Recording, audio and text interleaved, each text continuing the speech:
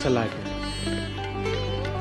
और गोपाल जी के मंदिर पहुंचा महीनों बाद और जाकर के ठाकुर जी से बोला, मुझे ब्याह की चिंता नहीं है, मुझे किसी बात की चिंता नहीं है, पर मैं आपकी भक्ति करता हूं, मुझे भक्ति के प्रमाण की चिंता है कि प्रमाण करने के लिए आप चलो मेरे साथ। और वहां जाके बोल दो, फिर भले ही मेरा ब्याह ना हो पर आप साक्षी के लिए चलो।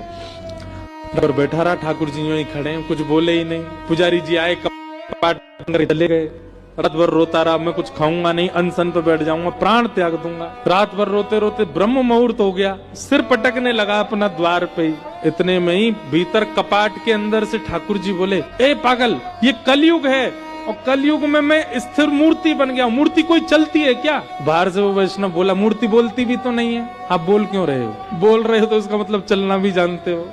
इतने में ठाकुर जी स्वयं प्रकट हो गए, प्रकट होके अपने आप कपाट खोल के उसके सामने आके ठाड़े हो गए। वाह रे जिद्दी, तेरी बात मान गए हम।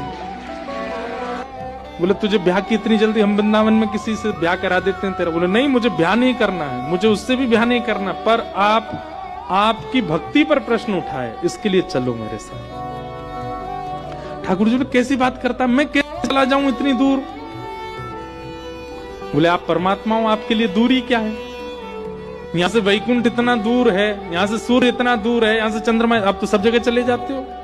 उड़ीसा आपके लिए क्या, एक पांव फलांगों से पहुंच जाओगे, चलो। ठाकुर जी बोले, देखो हम ऐसे नहीं चलेंगे।